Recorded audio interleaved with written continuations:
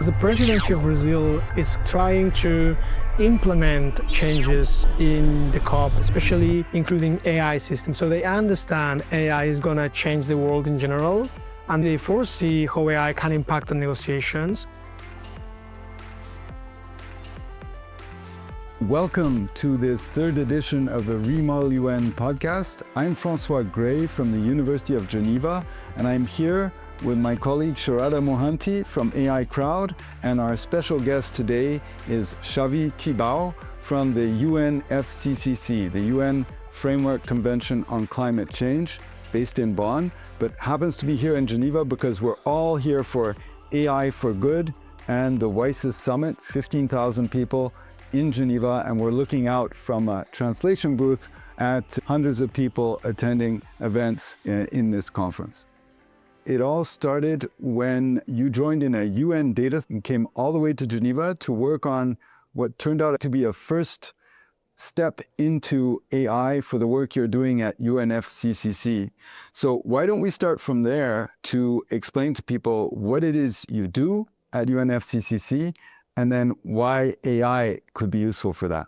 First of all, what my job at the UNFCCC, I'm mainly trying to use technology and especially AI to improve all our work, like internally for my colleagues to be more productive. And also we're trying to now move it to externally to help into negotiations and different delegations of parties to be able to arrive faster to an agreements so we can help on the climate crisis that we're living nowadays.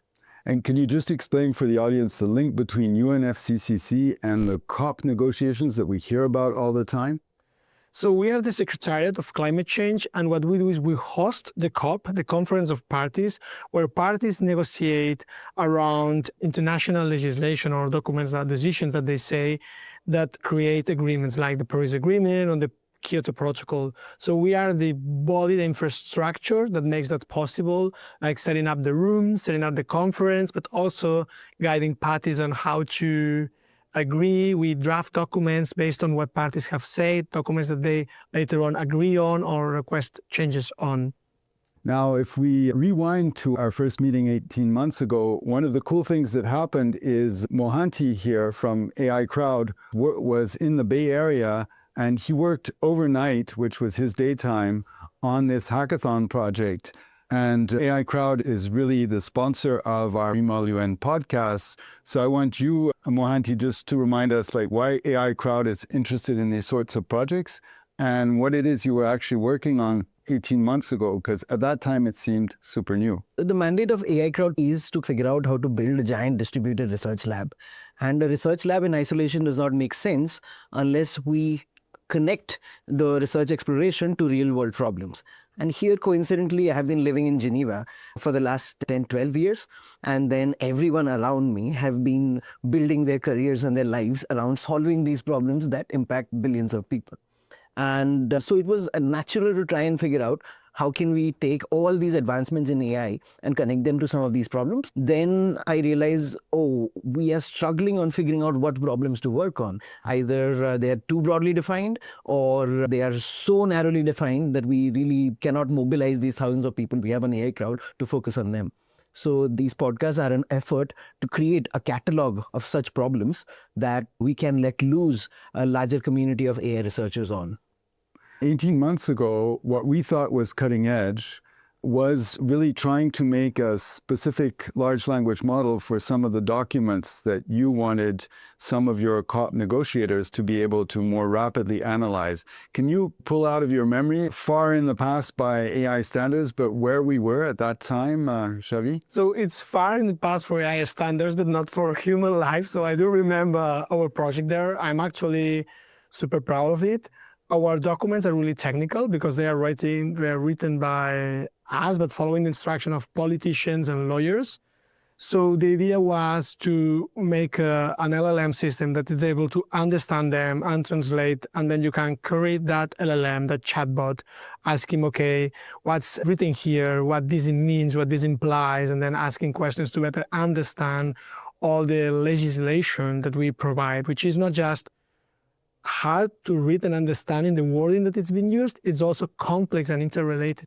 That time, how many documents were we working with? I think in that hackathon, it was quite a small number, right, that we were trying to We were not looking process. at to finance or to markets, to Article 6.4 in finance, but that's around 10 or 12 documents. And you were playing around with technologies, and maybe just say a few words about first what that is for the audience and what you were doing at that time, because that was cutting edge then. We were anyway working on LLMs, fine-tuning them, and then doing their post-training. And of course, RAG was an interesting solution which does not require you to go fine-tune or post-train a whole large language model. Meaning that if I have something like ChatGPT and I wanted to get it to perform really nicely on a very specific task, for example, on these legal documents, let's say, one option is you go collect a large amount of these legal documents and you continue training these ChatGPT-like models on that data set. That's expensive, that's slow, you do not know how it might work. Or treat these ChatGPT-like models, which let's call them as the backbone LLMs, as something that is static, which has learned as much as it could from all the data on the internet it has seen until now. Then we go ahead and look at these legal documents, and when a new question comes in, we try to just cleverly find parts of these legal documents which might contain an answer. Then we take all those parts, or we retrieve all those parts, put it in the memory of the LLM, or imagine in the prompt of the LLM, and then ask the question, and someone noticed that already leads to the model without any training to perform really well. Now you could ask, why are we taking just parts of these documents? Why not put all the documents together? But because that is computationally too expensive and in fact not even possible. And I remember back in 2023, the context sizes or the memory, the working memory for LLM was already much smaller than we have right now. So putting even a few hundred documents was not something that was possible. Fantastic. So that was the past. Looking to the future, the near future of the upcoming COP in Brazil, how do you expect AI to change the way the next COP is done compared to the last one or previous ones? I would say this is a right moment for this podcast and this question, because the presidency of Brazil is trying to implement changes in the COP, especially including AI systems. So they understand AI is going to change the world in general, and they foresee how AI can impact on negotiations. And I can imagine, no one knows with AI, right? But I can imagine that AI will help people to arrive better to an agreement, to process the amount of documents that we do. For example, you have to think about, we meet during the day for 2-3 hours, all the parties are discussing, and then during the night, we work hours and hours trying to see what they have said and put it on document. And then the next day, they have to read what we have done, they have to discuss it between them, and they have to come up with their positions on the top of that document, right? So we can see like something like summarization and helping between what's written there, is my position being reflected there, things like that, that now requires a lot of human hours, can be easily being improved. So I think that LLM AI in general is gonna, of course, help a lot in these huge conferences. Just like the one we're in right now, AI for Good and WSIS, where we've heard 15,000 people have registered. So, it's very exciting to be here in the midst of it. Actually, we're here in a little booth for translators. And further along, there's other booths full of translators translating our colleagues down on the stage there. Now, we're going to deep dive now into some challenges that we want to really present to the audience so that young people from Model United Nations events or from other schools and universities can really get their teeth into problems that need to be solved now, where there aren't necessarily good solutions on the table, and which could make a difference to your life, to UN agency's life. And so for our first challenge, we're going to take a deep dive into a problem that you're dealing with in your work, which is the limitations of RAGs, which we've mentioned already, and what needs to be done to make large language models more amenable to the sorts of problems you're dealing with. So the problem that we're encountering with RAGs is about their knowledge is too wide, right? So they are trained usually with the whole information on internet, and that has, of course, a diplomatic part, but also has astrophysics, a huge preparation, so anything you can imagine. And RAG use the semantic search where they look for similarity on the semantic meaning of the word. And of course, if you know like a bit of everything, for you, concepts like loss and damage and finance reparation or similar terms, they're more or less the same. But for us, there's a huge difference between that and implications. So when we are retrieving fragments of the text, sometimes doesn't distinguish between them, and it can gather one instead of the other or similar things. So that's the problem where we've encountered, like the current models to search on the semantic space of our documents and our questions are not really able to distinguish the small details on the meanings of the words that we use. I get it. And I guess this is a fairly general problem that you're encountering in some of the projects you're doing with AICrowd. So, Mohanty, what do you think are good ways forward to tackle that sort of problem? That's a great point you mentioned, right? That, okay, these models, they understand, they have to understand everything. So basically, it ends up being a mean of all these different ideas. But the interesting bit here is the RAG operates in two phases, right? First is a retrieval phase, where across my corpus of text, across these hundreds of documents, I have to find the right chunks which might contain an answer. And in this particular case, if the embedding model, which is very different from the large language model, does not understand the subtle differences on the terminology, etc., then the retrieval part fails, which means that for the large language model to eventually come up with an answer, it does not have the right fuel to generate the answer. So if we have clarity on that problem, then we realize, okay, let's freeze that LLM, we do not touch it at all. We simply have to go ahead and build a better embedding model. Now, a classic problem across prototyping many such solutions is it's super easy to build a great prototype, a cute one. But then when you go and figure out the last mile, you realize it's very hard to prototype a great solution that works. So in this case, if we have laser focus on how do we build a great embedding model, the first task again would be how do we know that across 10 experiments, this embedding model is better than the other.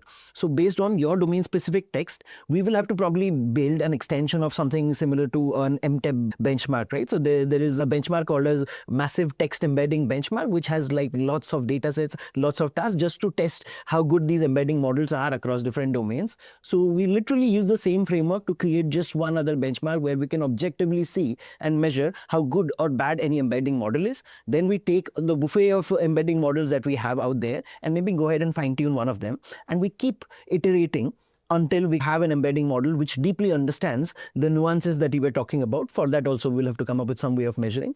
And then we are focusing not on the whole RAG pipeline, which can be complex, but we are saying, let's go ahead and really fix the retrieval part. And we also know how to measure and evaluate the retrieval.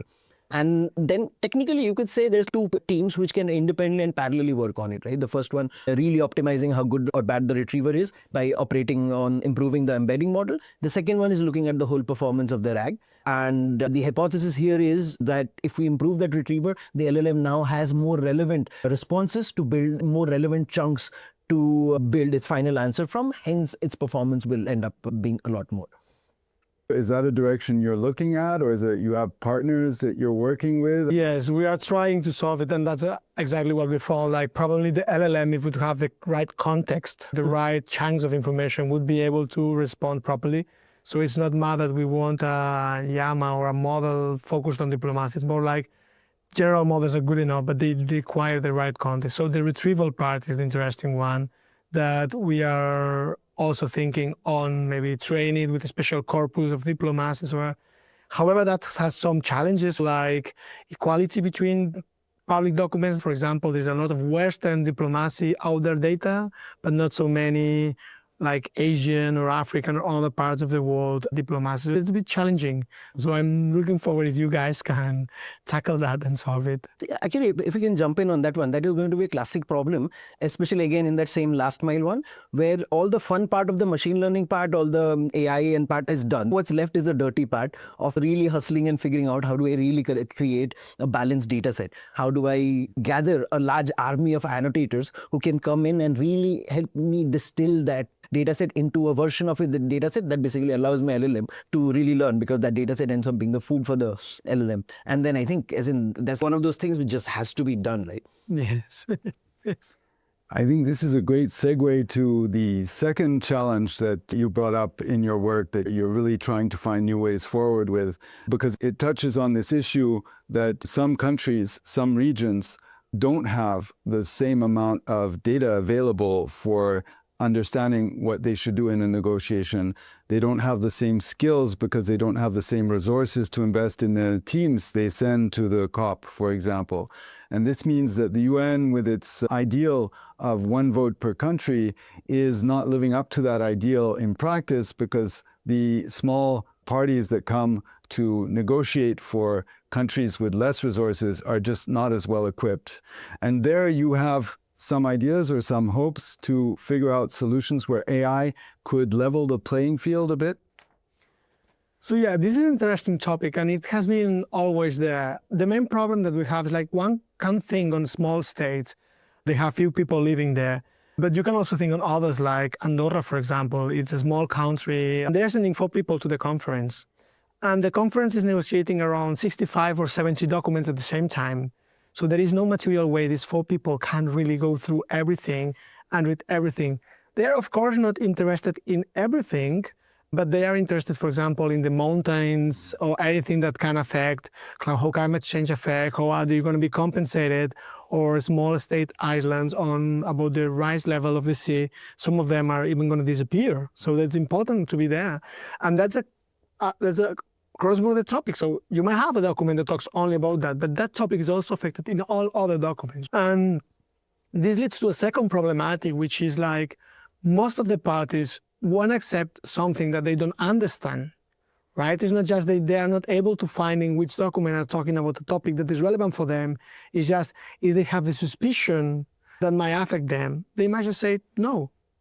And in UNFCCC, we have the consensus rule. So if a party says no, then it's no. So the full document is not accepted. So it's relevant to find a tool that allows the small delegations to clearly pinpoint which articles of documents talk about relevant topics for them. And also maybe even explain them the context on that negotiation item, how that affects them, why is that being written that way, or similar things, because they don't have the capacity. From an AICrowd point of view, if you were approached by, for example, a small island nation, what would your go-to techniques be to help them deal with this specific issue? First, I would just acknowledge that clearly it's a problem. It's like you have the World Cup finals, one team is sending 100 players on one side, another team has 2, and then you want a fair match. But I think the approaches you can take in here, that itself is like a whole podcast of its own. But then what I would imagine is basically just to level the playing field, right?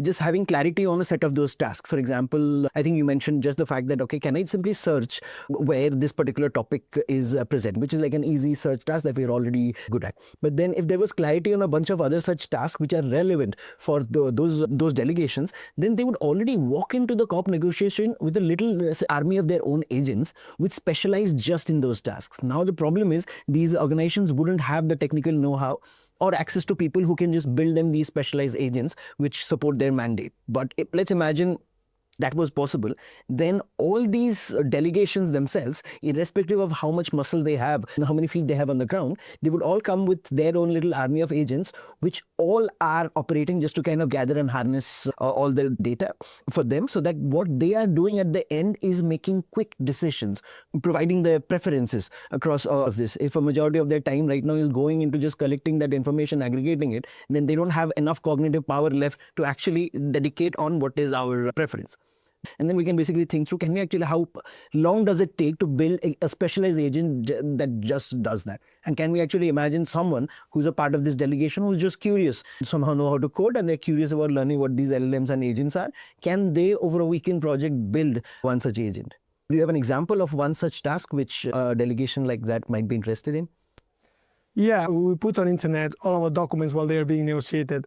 And it's not just, for example, even being able to find where this is being discussed. It's like after the parties talking during the day on the rooms and expressing their views, we take during the night that document together with the co-facilitators, which are the parties that are leading the process in that room. And then we draft the new text, right?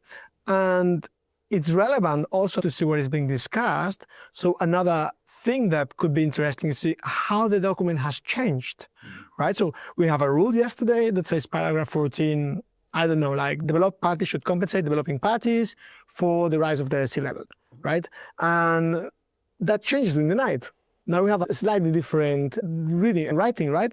So it would be nice to see if we can find a bot or a system that can tell me how documents evolved during the conference and what were the initial status of that article, which is interesting for me, and how has evolved during the time. So at the moment of accepting the document or just saying we cannot accept it, there's a red line for us. I have the full picture. So I can say, yeah, at the beginning we're talking about that was acceptable for us, but it has been slightly migrating to this thing, and this is a red line for us. So I don't have to be in the 74 rooms or even the 20 rooms that are talking what's relevant for me, but I can clearly see how it has been evolving. And maybe not just saying no at the end, but before that happens, I can go to the co-facilitator and say, hey guys, I'm not here in the room every day, but look, this is a red line for us, and we won't accept it if you go in this direction. So that would be interesting to see how documents evolve in time. Yeah, that's a great example because it has clear parallels with, again, how we manage code. So you have large code bases on which thousands of people work together. But the reason we can actually organize and coordinate thousands of people without even being in person and meeting is because we have this idea of diffs, right? So whenever someone makes a change to a code, you can objectively see, okay, this is the exact change that was made. And we can see this large history, right? The Git history, which is the tree of all the changes people did, how they merged together and whatnot. Now, when you think about the same for a large 100-page document as it is evolving, I can imagine a similar Git history tree, but then not all the changes might be relevant for you. So what you're saying is, every time a change is made, imagine a phrase is added or someone types a character, adds a comment, so on and so forth, they all add these nodes of different versions to that document which is being tracked. But the problem now is we are just overloaded with information. You only care about these specific things. What we want now is an agent which simply looks at all these different snapshots or these versions, and from all of them only filters out the things that are of interest to you. And then every delegation then must have a small set of agents which are consistently looking at these documents and then looking at all the diffs that keep coming in and simply give you a highlight, okay, this is a change that has been made. These are the implications of it. Jump in and say no right now, or go and celebrate if you can.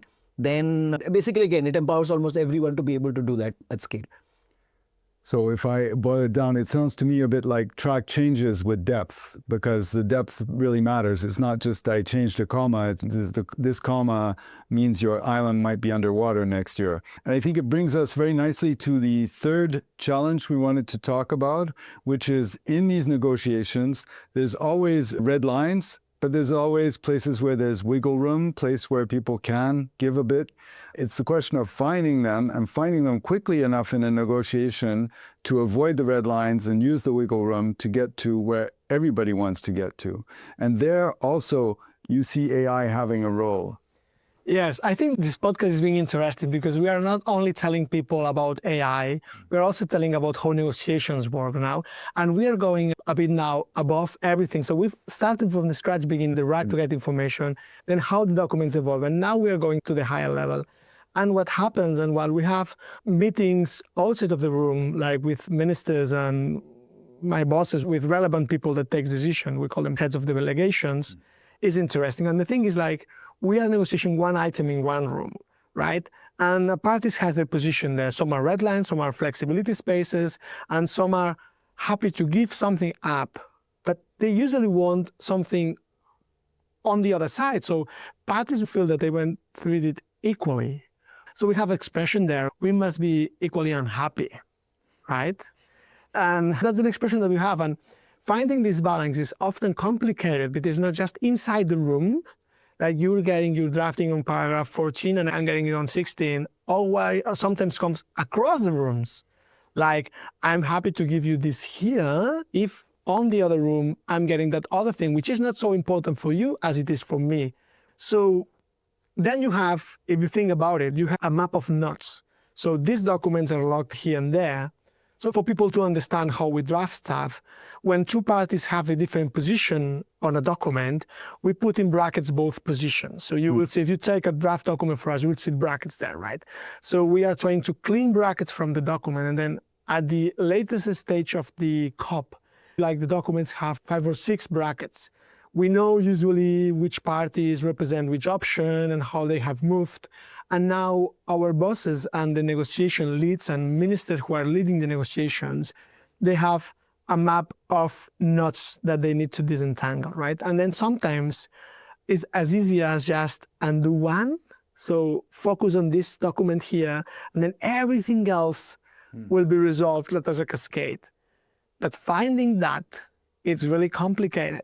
And we are always wondering if it could be a system that from the public broadcast is able to see positions from parties and then trying to imagine how that party thinks, and maybe even from news or statements in other places, see which are the true red lines, which are the places of flexibility, and what's priority for them. So we can go, okay, you are getting this, then please give up that.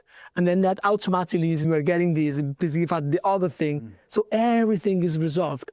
And that actually happens at the later stages in the COP, but sometimes it's really hard to find. Maybe if we find before, we could like rest and sleep a little bit more, or make COP to produce more agreements, right? So we are going faster to this climate change like framework and helping climate. Wow, because this brings us full circle to where we started when we first got in touch with you and our colleagues from MyMUN, the MUN community, because the Model UN activities that young people have provide a chance to get a lot of data potentially on the same negotiation done in different ways. So if a red line is addressed one way, you get stuck, another way, everything suddenly unknots, as you say. So looking at it that way, as basically running simulations or modeling your negotiations, maybe on the fly at night to find out the next day what to do, how do you see that? How far away are we from that in terms of technology? This is a really complicated problem, but also a fascinating one, right? So I'm mostly approaching it just out of my research curiosity, right? So one is, of course, the clear, I think we had last year built this solution where given some positions, you simulate a few 100,000 such conversations, then you use another LLM to go ahead and try to distill it down that in 40% of cases this happens, 70% of the cases this happens, to kind of give you a broad understanding of the whole thing. And that is the knee-jerk way and of how to approach it, but we don't know yet on how it actually works at really large complex negotiations like the ones we're talking about. But the way you were describing the problem, I was thinking if magically there was a symbolic representation of this negotiation, then we know how to solve it. And then because we know now it's like either an optimization problem, throw some RL at it, we know how to solve it, and not just solve it really well. Then we say, if we know how to solve the second part of the problem, let's focus on the first part. Now, what does it take to build a symbolic representation? And can there a single symbolic representation of this negotiation actually exist? Because the same, depending on your viewpoint and perspective, you can have multiple symbolic representations. And it also connects back to one topic me and François were talking about exactly on the same topic. How do you simulate negotiations and whatnot? And how can I help? I said, okay, build me a board game which with your own rules, whatever it matters. And this board game must represent what that negotiation matters. And if you can build that board game, I promise you, I can train a little army of agents which will figure out how to really be good at that board game. So then that board game becomes that symbolic representation we're talking about. Now, how I would approach it, again, just out of my curiosity, I would try and look at all the previous negotiations that have happened in not just at COP, but also in other similar domains, and try and see, can I actually look at the trajectory of these documents or negotiations that happen, assuming it's a game of imperfect information, because we will not have all the corridor water cooler conversations that happen or whatnot. But even in that case, can I come up with a simplified version of a board game where the final outcomes that came out or the other alternate possibilities of it end up becoming an optimization problem? Then at least that narrows down this fairly large complicated problem to simple tasks that we can actually go let loose a little army of AI researchers on. And once we have that, then again we can figure out how do you train agents which are really optimal at figuring out those negotiations. Exactly. And I think this is a good point to wrap up, because with ReModelUN, beyond the podcast, we had the trialogue yesterday, and we heard from a famous negotiator, Micheline Calmiret, previous president of the Swiss Confederation, about her view of how to structure negotiations, how to break them down, deconstruct them, in fact, to the elements, the technical elements that can be solved. So she produced, I think, a vision that was almost symbolic in nature from her many years of leading the foreign affairs for the Swiss government. But we also hang out with all these MUN people yesterday, young people who do these events all the time. And ReModelUN has launched a competition recently. We got really good results where the same negotiation or item was discussed in multiple MUNs in different countries by different students. And now we're starting to analyze that. Maybe that'll help you one day. We don't know, Xavi, but we really hope that we can keep working with you and learning from you about what these real huge negotiations mean and how the MUN community and AI more generally can help them. Thank you, Xavi, for helping us move forward on that.